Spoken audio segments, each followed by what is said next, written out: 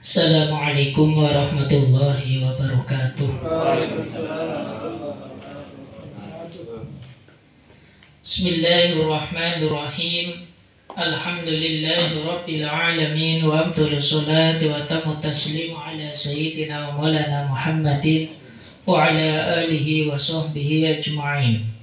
Allahumma akhrijna min tulumatil wahmi wa akrimna bin nuril fahmi wa ta'alina bi ma'rifatil ilmi wa sahil akhlaqana bil hilmi waj'alna mimma yastami'una al-qawla fayattabi'una ahsana amma ba'd.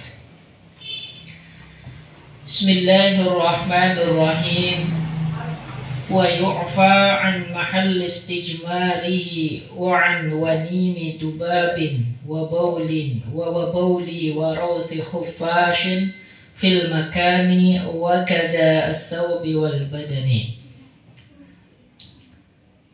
Wa yu'fa an mahall istijmarihi, dan dianggap tidak mengapa atau dimaafkan najis yang ada atau berada di tempat istijmarnya seseorang. Istijmar itu adalah bersesuci dengan menggunakan batu. Itu namanya istijmar. Dari kencing ataupun dari BAB. Jadi orang BAB itu kan atau orang kencing itu punya dua pilihan.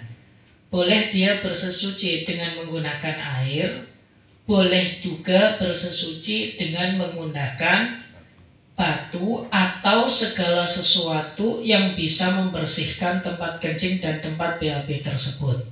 Ini pilihan. Akan tetapi menggunakan kedua-duanya jauh lebih baik daripada menggunakan salah satu di antara kedua-duanya.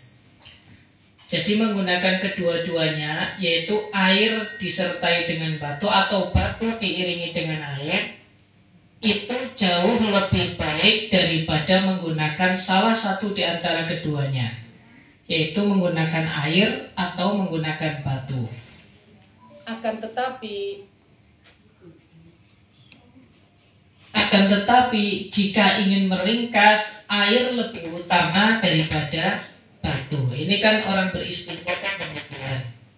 Lah, kalau misalkan istinjanya menggunakan batu ataupun tisu dan lain sebagainya, kan tidak bisa membersihkan seluruh bagian secara sempurna. Berbeda jika bersesuci dengan menggunakan air. Lah, ini kalau ada orang mau sholat ternyata bersesucinya tidak menggunakan air, tetapi dengan menggunakan batu atau sejenisnya, maka wa yu'fa an mahall istijmarihi, ini dimaafkan, artinya sholatnya juga tetap sah.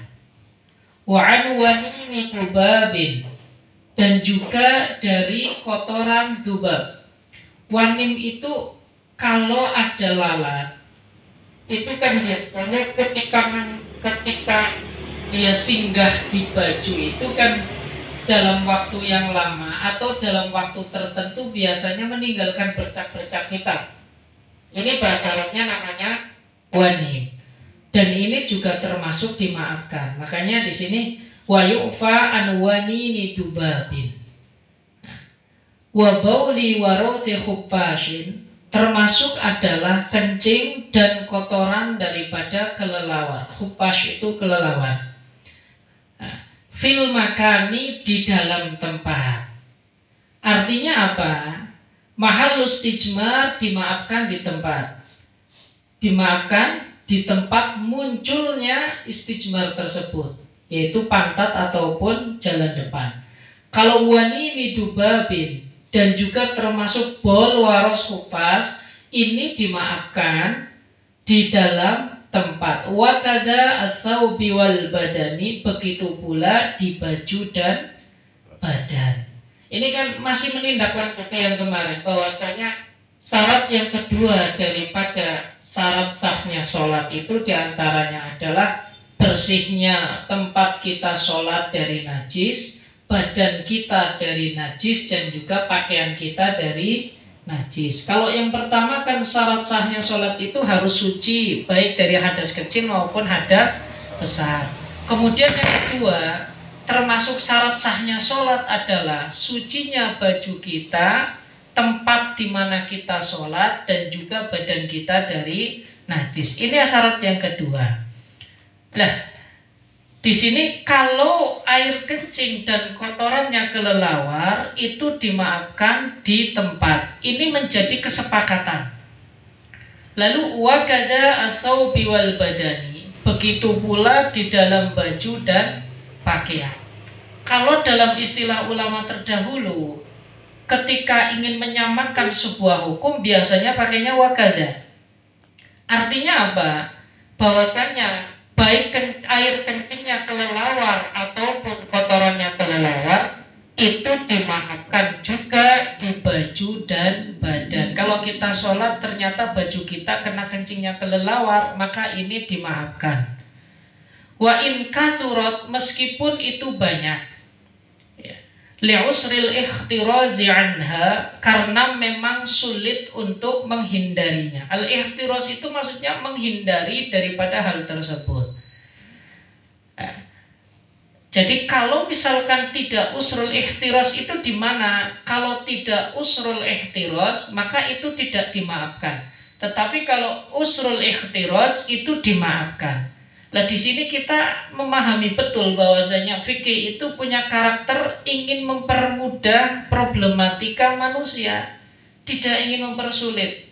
Dimana ketika manusia itu sudah kesulitan untuk melakukan hal yang seperti atau hal yang sewajarnya, maka fikih disitu memberikan solusi.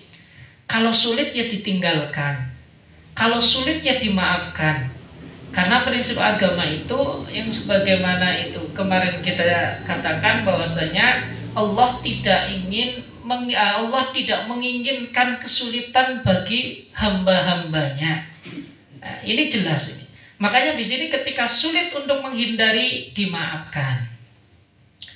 Wa yu'fa amma jabba min darki sa'irit tuyuri fil makani idza ammat al balwa bihi. Dan juga dimaafkan ya, kotoran daripada burung yang kering. Darki sa'irit tuyur itu kotoran burung yang kering. Fil makani idza ammat bihi al balwa, di tempat kita melakukan sholat jika hal tersebut adalah hal yang umum atau banyak sekali burung-burung tersebut dan sulit untuk dihindari. Ini bisa kita contohkan misalkan di zaman dahulu itu kan orang-orang itu membangun rumahnya itu dengan atap kayak semacam pelapah pohon korma. Lalu kemudian biasanya di atasnya itu juga menjadi tempat singgahnya merpati-merpati. Ini kan kalau kita lihat di Mekah atau Madinah itu kan jumlah merpati itu bukan 1-2, tetapi itu sudah sampai ribuan itu. Ini banyak sekali. Nah karena memang jumlah yang banyak, sedangkan merpati itu kan ketika membuang kotoran itu kan tidak terkontrol. Dimanapun dia bisa membuang, tidak seperti manusia, ada tempat khusus. Maka ini juga yu'fa anhu, artinya dimaafkan. Wa qadiyatu kalamil majmu'i al-'afwu anhu fi thawbi wal badani aidha.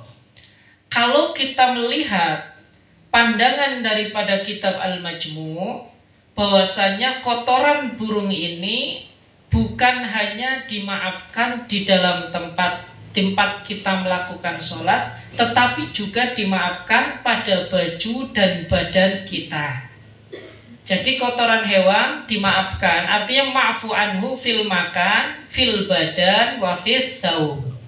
Kalau ada orang sholat, sedang sholat ternyata terkena kotoran burung, maka sholatnya tetap sah meskipun bajunya mutanajis, karena ini masuknya adalah ma'fu anhu. Ini semacam ini.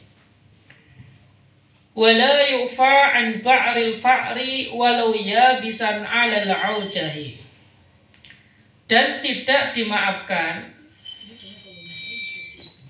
dari kotoran tikus walau yabisan meskipun kering 'alal 'aujahi menurut pandangan yang kuat.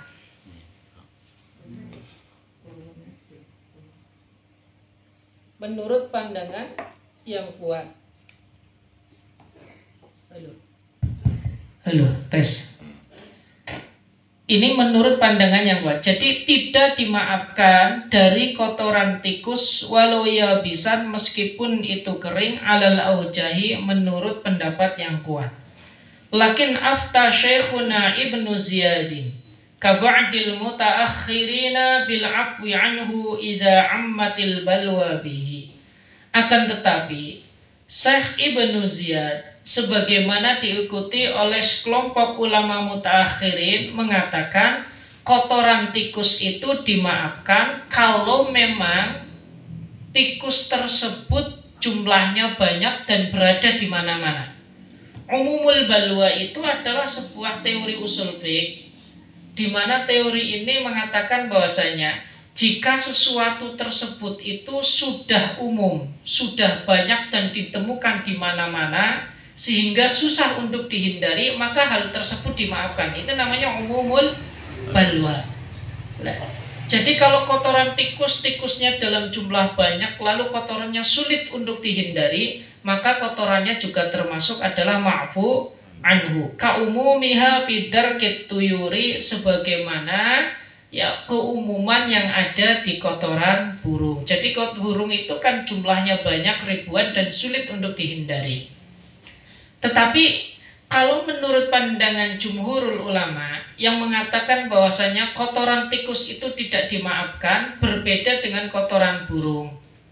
Sebab keberadaan tikus ini kan tidak seperti keberadaan burung. Artinya kalau burung itu dia bisa hinggap di atas manusia dengan jarak yang jauh. Berbeda dengan tikus. Keberadaan tikus ini kan tidak semua rumah itu dimasuki oleh tikus. Bahkan tidak semua halaman rumah itu juga menjadi akses perjalanan tikus. Tidak. Karena tikus itu hanya melewati tempat-tempat tertentu. Maka menurut pengarang kitab Fathul Mu'in, kalau tikus itu ya tidak mungkin umumul balwa. Kecuali kalau di sawah, iya mungkin. Kalau di sawah itu mungkin, itu baru masuk umumul balwa. Tetapi kalau di perumahan atau di tempat peribadahan ini kan jarang. Berbeda dengan burung. Burung itu ya dimanapun itu banyak.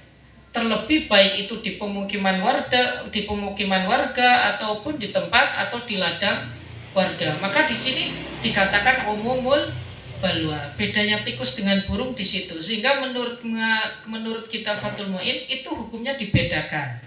Kalau kotoran burung itu ma'fu anhu, kalau kotoran tikus itu tidak ma'fu anhu. Akan tetapi menurut Ibnu Ziyad dan mayoritas ulama dan sebagian ulama mutaakhirin itu tetap dimaafkan. Sebagaimana di dalam kasus kotoran burung. Wala tasihhu sholatu man hamala mustajmiron, dan tidak sah sholatnya orang yang membawa orang yang mustajmir. Maksudnya kayak gini, ada anak ya habis buang air besar atau buang air kecil, tidak cebok dengan menggunakan air, tetapi ceboknya dengan menggunakan batu atau sejenisnya. Lalu ada orang sholat dengan menggendong anak kecil tadi. Tadi kan itu dimaafkan bagi mustajmirnya. Lah sekarang kalau ada orang sholat ternyata menggendong anak kecil yang mustajmir, maka hukumnya gimana? Ini tidak dimaafkan. Kenapa tidak dimaafkan? Karena ini bukan sesuatu yang sulit untuk dihindari. Berbeda dengan orang ketika bersuci dengan menggunakan kain atau dengan menggunakan batu dan sejenisnya. Ini kan tidak mungkin karena dia yang akan melaksanakan sholat. Tetapi kalau dia menggendong orang yang bersuci dengan menggunakan batu, ini kan bisa dihindari. Artinya sesuatu yang bisa dijaga, sesuatu yang bisa dijauhi. Makanya itu hukumnya dibedakan. Jadi kalau sholat menggendong orang yang mustajmir, maka hukumnya tidak sah, tidak ma'fu anhu lagi. Au hayawanan bimanfatihi najasun, atau ada orang sholat lalu dia membawa hewan yang mana di duburnya itu ada najis. Sholat sambil bawa ayam misalkan, ya, ini tidak dimaafkan. Kenapa tidak dimaafkan? Karena hal tersebut bisa dari. Jadi kasus-kasus di atas itu kan dimaafkan karena memang sulit untuk dihindari. Sehingga ketika kasusnya itu mudah untuk dihindari, maka bahasa agama itu tidak memberikan toleransi. Au mudakka husilamat bauhu duna jaubihi. Atau sholatnya orang yang membawa hewan yang disembelih tetapi dibasuh bagian yang disembelihnya saja, lehernya misalkan. Duna jaubihi, bukan bagian dalam daripada hewan tersebut. Misalkan ada orang ya pergi ke tempat pemotongan hewan lalu dipotong. Jadi hewannya itu disembelih. Setelah disembelih dia sholat, hewannya itu, ayamnya misalkan, itu ditaruh di punggung misalkan dengan menggunakan tas. Apakah sholatnya sah? Tidak sah. Kenapa? Karena dia sholat membawa sesuatu yang mutanajis. Kotoran hewan itu tidak mutanajis ketika hewan tersebut masih hidup dan berada di dalam perut hewan. Akan tetapi kalau sudah mati, baik itu disembelih dengan cara yang syar'i ataupun tidak, maka status kotoran tersebut sudah tidak ma'fu anhu kembali. Maka ini beda. Sehingga sholatnya tidak sah kalau membawa hewan yang semacam itu. Kemudian, au maitan tahiron ka'adamiyin. Dan juga tidak sah sholatnya orang yang membawa bangkai yang suci. Ka'adamiyin, seperti membawa bangkai manusia atau mayat manusia. Jadi ada orang sholat kok gendong mayat, yang nggak suci, ya, nggak sah sholatnya karena dia membawa sesuatu yang mati. Walau wasamakin lam yuksal batinu, dan termasuk tidak sah sholatnya orang yang membawa ikan, ya, kemudian di perutnya itu tidak dibuang kotorannya. Karena ikan itu kan bukan sesuatu yang mutanajis. Bangkainya ikan itu halal, tetapi untuk dimakan, bukan untuk dibawa sholat. Jadi bangkainya ikan itu halal, tetapi bukan untuk dibawa sholat. Sebab ketika ikan mati, maka bagian dalamnya statusnya mutanajis. Nah, itu semacam itu. Au baydatan madiratan fi batiniha damun. Atau tidak sah sholatnya orang yang membawa telur busuk. Madiratan itu telur yang sudah rusak, kemudian di dalamnya ada darah. Kemarin kan darah itu ma'fu anhu, itu hanya di pakaian, badan dan tempat, bukan pada air. Nah, permasalahannya ma'fu anhu itu kan karena memang sulit untuk dihindari. Di dalam contoh ini, darah itu kan ketika berada di dalam telur, lalu kita sholat menyapu telur tersebut, kira-kira bisa dihindari atau tidak? Bisa. Karena memang bisa dihindari, maka kalau ada orang sholat kok membawa telur busuk yang di dalamnya ada darah, maka ini tidak ma'fu anhu. Wala sholatu qabidi torbin mutasilin binajisin. Dan begitu pula tidak sah sholatnya orang yang memegang ujung daripada sesuatu yang menyambung kepada sesuatu yang najis. Misalkan ada orang sholat, ya, tangannya itu memegang tali, di mana tali ini nyambung kepada kotoran sapi, maka ini tidak sah. Ya, kenapa? Karena ini dianggap sebagai hamilun najasati. Beda kalau ada orang sholat di karpet, ya di sebelah sini, kemudian di karpet sebelah sini itu ada kotoran sapi, itu sholatnya sah. Kenapa? Karena karpet ini sebagai mahmul, sesuatu yang diinjak. Berbeda kalau dia memegang karpet, jadi sholat memegang karpet, ujung sana, kemudian ujung sananya terkena najis. Ini tidak sah, karena ini namanya hamil. Jadi kalau memegang itu tidak boleh, tetapi kalau menginjak itu boleh. Ini perbedaan antara hamil dan mahmul. Sehingga kalau misalkan kita sholat di atas sajadah, ternyata di bawah sajadah kita ini ternyata di bawah sajadah kita itu ada kotoran ayam misalkan. Nah kalau semacam ini gimana? Ya maka sholatnya tetap sah. Kenapa? Selagi kotoran ayam tersebut tidak berada di atas sajadah, tetapi berada di bawah sajadah. Karena ini sebagai mahmul. Beda kalau kita sholat menggunakan baju yang panjang misalkan. Ternyata baju kita itu nyentuh kotoran hewan. Maka semacam sholat yang semacam ini sholatnya tidak sah. Karena tadi kotorannya berada di baju. Baju ini namanya sehingga ketika kita sholat menggunakan baju yang terkena kotor namanya hamilun najasa, orang yang membawa najis. Jadi ini dua masalah yang berbeda hukumnya.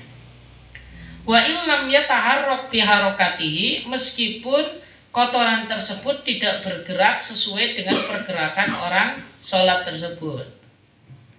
Ini masalah yang kedua. Far'un law ra'a may yuridu sholatan wa bi thawbihi najisun aw najasun ghairu ma'fuwin anhu lazimahu i'lamuhu. Far'un cabang masalah.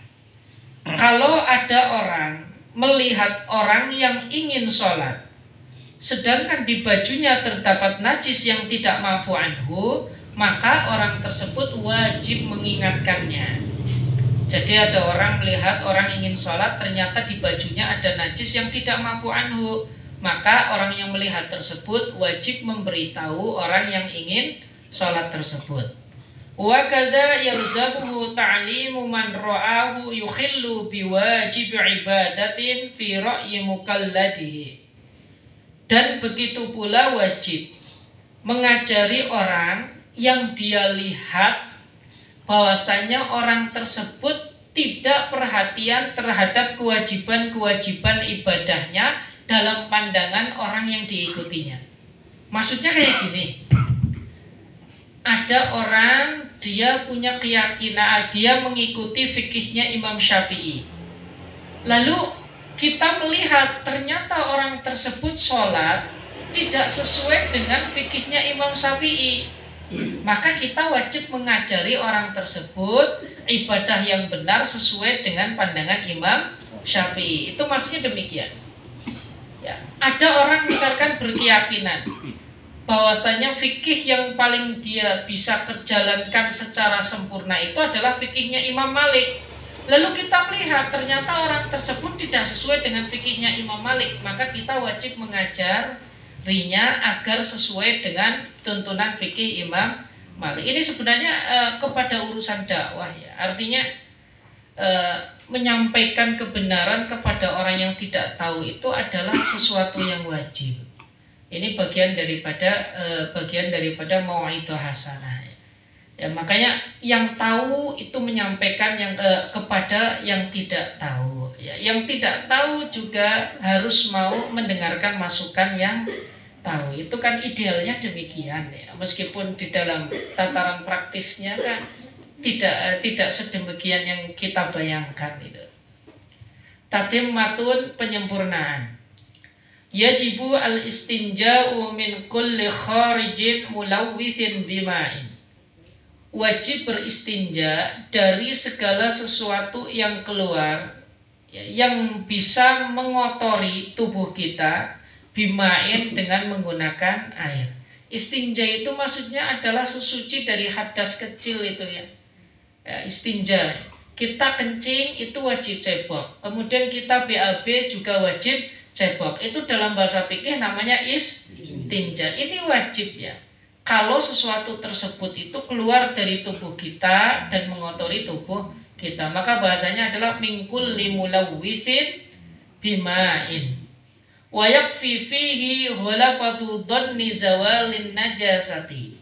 Dan cukup di dalam istinja ini adalah anggapan kuat akan hilangnya najis. Jadi kalau kita kencing cebok itu cukup dengan dugaan kuat kita kalau najisnya sudah bersih. Kalau kita buang air besar misalkan, maka ketika kita cebok maka cukup dengan dugaan kuat kita kalau najis tersebut sudah hilang. Wala yusannu hina idin syammu yadihi. Dan tidak disunahkan dalam keadaan tersebut, maksudnya dalam keadaan istinja, karena memang yang dicukupkan itu adalah dugaan kuat akan bersihnya najis. Maka tidak disunahkan mencium tangan kita. Jadi orang habis BAB lalu kemudian membersihkan kotoran BAB, maka tidak wajib mencium tangan. Ya, standar kalau misalkan masih bau berarti belum bersih, kalau sudah tidak bau berarti sudah bersih. Ini tidak perlu, ya. Ini tidak disunahkan. Wa yanbaghi al-istirkha'u li'alla yabqa 'atharuha fi tadha'i syarjil maq'adati. Dan seharusnya atau disunahkan istirkha, yang bagi ini dilalai sunnah. Istirkha itu artinya apa? Kalau kita sudah kencing, kita sedikit menunggu waktu atau ngendorin organ kita atau tubuh kita agar tidak ada tetesan air kencing. Begitu pula setelah BAB misalkan. Ketika sudah keluar, maka kita tidak langsung pergi, tetapi kita membuat rileks dulu otot-ototnya sampai benar-benar tuntas, tidak ada kotoran yang tertinggal. Ini baik pada setelah kencing ataupun setelah kalau dalam bahasa fikih yang lain, salah satu istirkha ketika kencing itu ya dipeleret di 3 kali itu, supaya kencing tersebut tidak tersisa di saluran kencing tersebut. Ini 3 kali. Ini sunnah dipeleret itu, misalkan nih 1, 2, 3 sampai keluar. Itu sunnah. Au bithalasi masahatin taumul mahalla fi kulli marratin. Atau dengan menggunakan 3 kali usapan yang bisa menyeluruh kepada tempat keluarnya istinja tersebut fi kulli marratin, di dalam setiap ambalan. Ini maksudnya adalah tadi kan istinja itu wajib dengan menggunakan air atau dengan menggunakan 3 batu. Ini kalau dalam bahasa terjemahnya demikian. Bisa menggunakan air, bisa menggunakan batu. Kalau air cukup 1 kali siraman yang bisa yang secara dugaan kuat kita bisa menghilangkan najis. Kalau dengan menggunakan batu atau sejenisnya, ini harus dengan 3 kali usapan. Jadi, dan ini harus dengan batu yang berbeda ya. Kecuali kalau batu tersebut memiliki 3 sisi. Ya, ini sisi pertama selesai, pindah sisi kedua, sisi ketiga, ini baru bersih. Kalau menggunakan tisu ya cukup, karena tisu itu juga tohirun qali'un. Nah, ini juga bisa ya. 3 kali ya. 1 tisu dibuang, tisu yang baru lagi dibuang, kemudian yang ketiga lagi dibuang. Ini maksud bisalah si masahatin ta'umul mahalla fi kulli marratin. Ma'atan kiyatin. Dan juga yang digunakan untuk mengusap tadi adalah sesuatu yang bisa membersihkan. Maka kalau dengan batu berarti bukan batu yang licin, tidak menggunakan batu akik atau tidak menggunakan marmer, tetapi menggunakan batu sungai yang punya tekstur kasar itu ya, karena ini qali. Kemudian bijamidin, dengan sesuatu yang jamid. Jamid ini berarti kemarin tidak lentur seperti air. Karet bisa, asal dia itu bisa mengangkat najis. Ini bijamidin. Kemudian qali'in, bisa menghilangkan najis. Makanya ketika ada jamid tetapi tidak qali', maka itu tidak bisa digunakan. Jadi harus keras, bersih, dan juga bisa mengangkat kotoran. Tisu ya masuklah kalau kita gunakan, karena dia termasuk kategori yang jamid. Wa yundabu lidakhilil khala'i ayyuqaddima yasaruhu. Dan disunahkan bagi orang yang ingin masuk ke dalam jamban, ayyuqaddima yasaruhu, untuk mendahulukan kaki kirinya, wa yaminahu linsurabihi, dan mendahulukan kaki kanan ketika keluar dari jamban. Ini etika ketika orang tersebut ketika seseorang ingin masuk ke kamar mandi, maka masuk menggunakan kaki kiri, keluar menggunakan kaki kanan. Biaksil masjidi, berbeda dengan masjid. Kalau masjid masuk menggunakan kaki kanan, keluar menggunakan kaki kiri. Itu demikian. Tetapi ada permasalahan. Kalau orang masuk menggunakan sandal, masuk masjid disunahkan menggunakan kaki kanan. Melepas sandal bagusnya menggunakan kaki kanan. Ini enggak jadi masalah. Sekarang kalau keluar masjid, disunahkan menggunakan kaki, memakai sandal disunahkan menggunakan kaki. Berarti gimana caranya?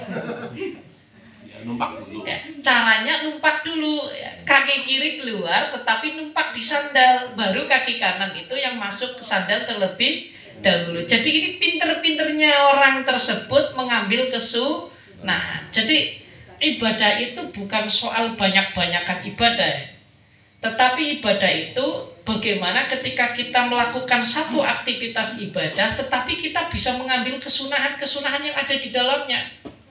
Ini namanya kualitas ibadah. Kan orang meningkatkan ibadah itu kan bisa dari sisi kualitas, bisa dari sisi kuantitas. Boleh dia itu ibadah biasa-biasa saja, tetapi semua ibadah dilaksanakan. Wajibnya yang dikena atau dilaksanakan, sunnahnya yang dikenakan. Maka ini memperbanyak ibadah dari segi kuantitas. Atau ada ibadah misalkan tidak ditingkatkan dari sisi kuantitasnya, tetapi kualitasnya ditingkatkan.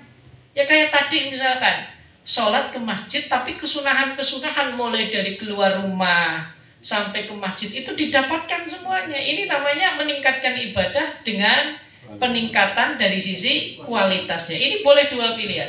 Panjenengan mau meningkatkan kualitasnya yang monggo, mau meningkatkan kuantitasnya juga monggo ya. Tentunya yang paling ideal adalah kuantitasnya juga ditingkatkan, kualitasnya juga ditingkatkan. Ini ibadah. Wa yunahi ma alaihi mu'addamun min Qur'anin wasmi nabiyyin aw malikin walau mushtarakan ka'azizin wa ahmada in qusida bihi mu'addamun atau in qasada bihi mu'addaman. Kemudian disunahkan juga untuk menghindarkan segala sesuatu yang ada sesuatu yang dibesarkan. Maksudnya gimana? Min Qur'anin wasmi nabiyyin au malikin, yang berupa Al-Qur'an, nama nabi ataupun nama raja yang terhormat. Maksudnya kayak gini. Disunahkan juga ketika kita masuk ke jamban untuk menjauhkan segala sesuatu yang di dalamnya atau di atasnya tertulis nama-nama yang diagungkan. Pakai cincin tulisannya Muhammadun Rasulullah, maka disunahkan sebelum masuk jamban itu dilepas terlebih dahulu. Pakai kaos misalkan ternyata tulisannya La ilaha illallah Muhammadur Rasulullah, ternyata, maka ketika masuk jamban itu lebih baik disunahkan untuk dihindarkan ya. Atau pakai kaos tulisannya Muhammad misalkan, atau tulisannya misalkan Iqra bismi rabbikal ladzi khalaq, maka ini juga sebaiknya dihindarkan terlebih dahulu. Itu masih daripada wa yunahi ma alaihi mu'addamun min Qur'anin wasmi nabiyyin aw malikin walau mushtarakan ka'azizin wa ahmada, meskipun ya nama tersebut adalah nama mushtarak. Mushtarak itu dipersekutukan antara dua sesuatu atau lebih. Contoh misalkan aziz. Aziz ini kan bisa menjadi salah satu di antara Asmaul Husna, bisa jadi nama seseorang, namanya Aziz. Ini namanya mushtarak. Dari satu sisi Aziz itu adalah Asmaul Husna, tapi dari sisi lain ini adalah nama seseorang. Ahmad, dari satu sisi ini adalah salah satu di antara nama Nabi, tapi dari sisi lain ini adalah namanya seseorang. Kalau jadi namanya seseorang kan jadi nggak mu'addam, jadi nggak diagungkan lagi. Tetapi kalau menjadi namanya Nabi ini baru diagungkan. Maka meskipun mushtarak ini sebelum masuk ke jamban ini harus dijauhkan. Misalkan ada kaos tulisannya Ahmad, ada kaos tulisannya Muhammad, tetapi yang sering itu biasanya di cincin itu ya, cincin Nabi yang tulisannya adalah Muhammadur Rasulullah, itu sebaiknya dilepas. Ya itu ya, itu sebaiknya dijauhkan ya. Wa yasqutu hala khuruji kharijin walau an ghairi dzikrin, dan berdiam saat keluarnya sesuatu dari tubuh kita meskipun itu bukan dzikir. Jadi kalau orang kencing atau orang BAB di saat sedang keluar air kencing atau sedang keluar EE-nya atau TA sacunya itu tidak boleh berbicara. Ya, bahkan ada yang mengatakan kalau zikir itu haram malah. Jadi sedang keluar alhamdulillah ini tidak boleh. Sedang kencing kok alhamdulillah ini tidak boleh. Kesannya baik tetapi tidak menempatkan pada tempatnya. Kan segala sesuatu yang baik itu kan akan kelihatan baik ketika ditempatkan pada tempatnya. Tetapi segala sesuatu yang baik ketika ditempatkan pada tempat yang tidak sesuai, maka ini tidak menjadi baik. Ya, ini di dalam segala hal. Di dalam agama itu segala sesuatu yang baik itu sudah proporsional betul ya. Artinya memang sudah ada posnya masing-masing.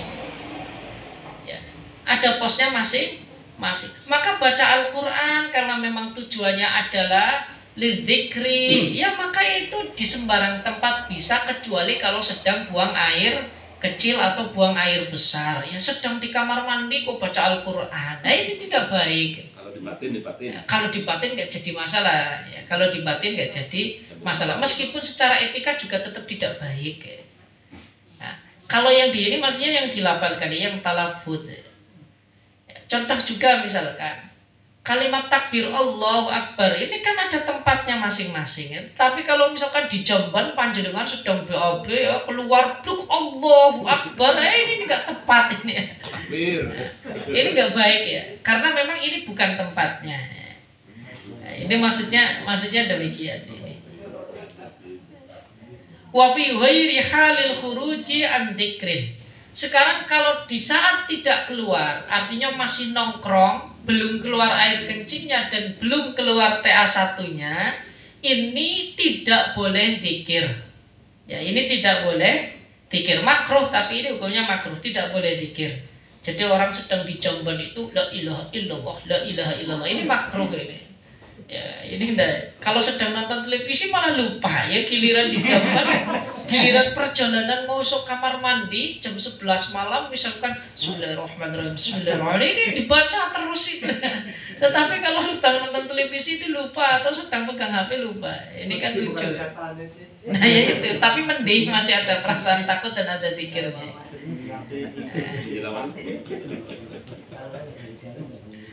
Kemudian wayamudu wayastatiru, dan disunahkan ketika sedang qadil hajat, sedang membuang hajat, untuk menjauhi daripada keramaian orang dan juga menutup tempat qadil hajat. Wa alla yaqdiya hajatahu fi ma'in mubahin raqidin ma lam yastaghfir. Dan disunahkan pula tidak membuang hajat. Membuang hajat itu maksudnya buang air kecil atau buang air besar di air yang memang di air yang tenggenang, air yang mubah ini maksudnya bukan haram digunakan, akan tetapi tergenang, tidak mengalir. Ini hukumnya makruh ya. Malam yastabahir, selagi air tersebut tidak menyegara. Menyegara itu maksudnya tidak ngumpul jadi satu sehingga itu dianggap sebagai samudra. Kalau di laut boleh kencing di laut karena itu sudah yastabhir. Ya, tetapi kalau di genangan air ini tidak diperbolehkan. Kenapa? Karena kencingnya orang tersebut bisa merusak status air tersebut. Terlebih ketika air tersebut kurang dari 2 kula. Ini hukumnya makruh. Wa mutahaddatsin ghairi mamlukin li ahadin. Dan juga disunahkan ya, atau makruh buang hajat di tempat yang sering dijadikan tempat ngobrol. Ghairi mamlukin li ahadin, yang tidak dimiliki oleh seorang pun. Di halte misalkan kencing, ini hukumnya makruh ya. Orang biasa duduk-duduk di situ, biasa ngobrol-ngobrol di situ, lalu kemudian kita kencing di tempat tersebut ya, ini kan tempat umum yang tidak dimiliki oleh seorang pun, ini hukumnya makruh. Tetapi kalau dimiliki oleh seseorang ya, tempat duduknya Pak Sahuri khusus ya, sambil ngerokok sambil ngopi dikencingi, nah, ini tidak tempat ngobrol ya, ini tidak boleh, ini hukumnya haram. Kalau milik seseorang ini haram. Wa thariqin, dan juga makruh buang hajat di jalan. Ya, ini semuanya sebenarnya ilatnya satu ya, karena ini bisa mengganggu kenyamanan orang lain. Fikih itu juga ketika memutuskan hukum akan selalu melihat kepada orang lain, bukan hanya melihat kepada pelakunya, tetapi akan melihat kepada dampak yang ditimbulkan oleh perilaku tersebut. Makanya di sini hukumnya makruh. Wakila yahrumu at-tawutu biha. Menurut sebagian pendapat haram buang air besar di tempat-tempat di atas. Tapi ini kil, yang kuat itu bukan haram tetapi adalah makruh. Wa tahta musmirin bimulkihi, dan juga makruh qadil hajat di bawah pohon yang berbuah milik sendiri.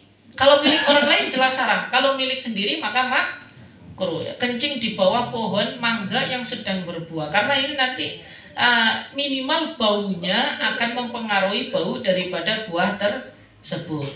Au mamlukin alimaridho malikihi, alimaridho atau mamlukin ulimaridho malikihi, ataupun ya kencing di bawah pohon yang dimiliki oleh seseorang tetapi tahu kalau orang tersebut pasti ridho.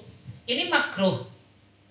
Ya kencing di pohon mangganya tetangga tetapi tahu kalau tetangga ini orangnya jor-joran, dikencingin pohon mangganya juga nggak jadi masalah. Jangankan dikencingin, diambil mangganya juga nggak jadi masalah. Ini makruh. Wa illa haruma. Kalau tidak maka hukumnya haram. Artinya kalau tidak diketahui ridhonya atau kencing di pohonnya orang lain yang sedang berbuah, maka ini hukumnya haram. Wala yastaqbilu 'ainal qiblati wala yastadbiruha, dan disunnahkan tidak menghadap kiblat dan juga tidak membelakangi kiblat.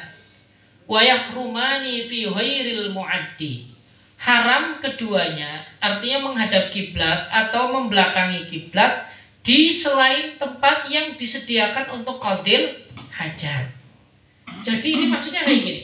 Orang buang hajat itu kan terkadang di tempat yang disediakan untuk buang hajat, terkadang di tempat yang tidak disediakan untuk membuang hajat. Kalau tidak di tempat yang disediakan untuk membuang hajat, maka ini tidak boleh menghadap kiblat atau membelakangi kiblat. Tetapi kalau di tempat yang memang disediakan untuk qadil hajat, maka ini nggak jadi masalah. Panjenengan buat WC di kamar mandi, ini kan berarti khusus untuk buang hajat, maka menghadap kiblat nggak jadi masalah, membelakangi kiblat juga nggak jadi masalah, meskipun idealnya adalah menjauhi kedua-duanya. Idealnya demikian. Yang haram ini ketika di tanah lapang, bukan di tempat yang disediakan khusus untuk qadil hajat, maka ini haram menghadap kiblat atau menerbelakangi kiblat. Nah sekarang biar tidak haram di mana? Maka dikasih aling-aling dengan tinggi minimal 1,5 diro. Ini biar tidak haram. Ya, kalau 1 diro itu ya dengan hasta Adam itu kisaran 40 sampai 48 cm, ya minimal kita buat aling-aling setinggi di atas 60 cm. Itu minimal. Maka kalau ada aling-alingnya nggak jadi masalah. Nah sekarang kalau aling-alingnya mobil, misalkan di belakang mobil, ya itu udah jadi masalah. Ini yang jadi masalah. Ini kalau di tempat yang bukan di tempat lapang itu ya, kayak lapangan misalkan sedang perjalanan kebelet di tengah jalan, akhirnya ini ya kencing di samping mobil. Ini kan ada aling-alingnya ya nggak jadi masalah, hanya makruh saja. Wahaitsu la satira, ya. Nah, hal ini juga ketika haram, hal ini juga ketika tidak ada tutup ya. Satir itu penghalang. Makanya tadi saya katakan kalau ada penghalangnya ini sebagai solusi, maka hukumnya tidak haram, hanya saja makruh. Falau istaqbalaha bisadrihi, kalau menghadap kiblat dengan dadanya, wa hawwala farjahu anha tsumma bala, lalu memalingkan farjinya dari kiblat lalu kencing. Dadanya menghadap kiblat tetapi selangnya dibengkokin selain kiblat, maka ini hukumnya boleh, nggak jadi haram. Jadi ini juga solusi. Ya selangnya otomatis. Yang penting mancurnya tidak ke kiblat. Nah, maka kalau semacam ini hukumnya tidak haram gitu. Wong lanang. Ini wong lanang wadon tangel. Lam yadurra. Bihilafi aksihi, berbeda dengan sebaliknya. Badannya tidak menghadap kiblat, tetapi selangnya dihadapkan ke kiblat. Maka ini hukumnya haram, tidak boleh itu. Wala yastaku wala yabsuku fi baulihi. Ya. Kemudian makruh juga ya sikat gigi atau siwakan di saat sedang buang hajat ataupun meludahi air kencingnya. Jadi kencing habis itu dilidahi atau BAB, buang air besar, setelah itu setelah itu diludahi. Atau sedang nongkrong di WC sambil gosok gigi. Ini mbari uduta kayaknya ora apa-apa. Nikmat. Ya ini. Pak Uli. Ya, makruh ini, makruh. Karena ududeke janjane makruh. Ora haram, tapi makruh. Men rasane loro sih rasane Nah ini juga kenapa konon kalau orang sedang buang air besar kok sambil gosok gigi itu konon menjadikan orang tersebut cepat lupa itu, lupa dalam segala hal. Nah, konon juga kalau misalkan orang itu air kecil setelah kencing itu diludahi kencingnya atau setelah buang air besar diludahi, konon ini bisa menjadi bisa menimbulkan petaka bagi orang tersebut. Ya dalam sebuah riwayat itu semacam ini. Wa ayyaqula 'inda duhulihi, dan disunahkan mengucapkan doa berikut ini ketika masuk jamban. Allahumma inni a'udzubika minal khubuthi wal khaba'is. Ya Allah, ya, aku berlindung kepada Engkau dari godaan ya khubus dan khaba'is. Itu adalah setan laki-laki dan setan perempuan. Ini penafsiran hadis demikian. Ya sudah, saya juga ini ya belum pernah melihat setan apakah ada yang cewek atau yang cowok. Ya, tetapi ini hadisnya memang demikian. Sebab setan itu ternyata bukan daripada golongan yang tidak kasat mata. Maka bahasa Al-Quran syayatinul insi wal jin, baik daripada manusia ataupun dari jin. Wal khuruji, dan disunahkan ketika keluar jamban mengucapkan hubranakallahum hubranakal hamdulillahilladzi adhaba 'annil 'ada wa 'afani. Ya ini maksudnya hubranaka ya. Maksudnya ya semoga Engkau mengampuni kami ya Allah, atau bisa juga diartikan kami mengharap ampunan Engkau ya Allah. Alhamdulillahilladzi, segala suci bagi Zat adhaba 'anil ada, yang telah menghilangkan dari kami penyakit, wa afani, dan telah memberikan kesehatan kepada kami. Afani itu merasakan ingsun, itu maksudnya adalah memberikan kesehatan kepada kami. Kan orang nggak bisa kentut itu kan mahal. Orang nggak bisa buang air besar juga sangat menyiksa. Tetapi kalau kentut diobral terus ya ini juga nggak baik ini ya, di mana-mana kentut, habis itu kentutnya bau lagi. Wa ba'dal istinjai, dan disunahkan setelah istinja untuk mengucapkan doa Allahumma tahhir qalbi minan nifaq. Artinya Allahumma ya Allah, tahhir qalbi, semoga Engkau membersihkan hati kami atau hatiku minan nifaqi, dari sifat munafik. Munafik itu berpenampilan oke tetapi berhati busuk, itu munafik. Sholat ke masjid tetapi hatinya itu nggak ikhlas ketika ibadah, ini namanya nifak. Jadi kalau munafik itu ada perbedaan antara zahir dan batin. Ya ini seperti Musailamah al-Kadzdzab ini ya. Seperti seperti Ubay bin Salul. Ya, zahirnya itu yang mengikuti baginda Kanjeng Nabi, tapi kalau di belakang Nabi yang ngomongin Kanjeng Nabi, ini namanya munafik. Jadi antara hati sama perilaku itu berbeda. Ya, perilakunya sholat tetapi hatinya ingkar sholat, maka ini dikatakan munafik.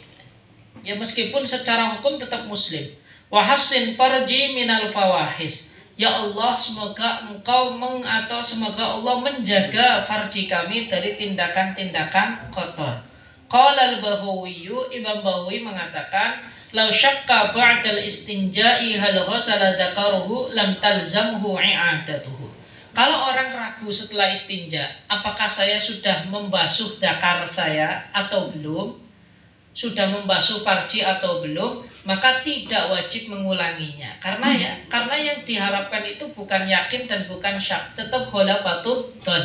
Kalau memang kita kira sudah membersihkan, ya sudah. Ya, itu semacam itu. Wallahu a'lam bishawab. Besok baru wasalithuha, yang ketiga daripada syarat sholat.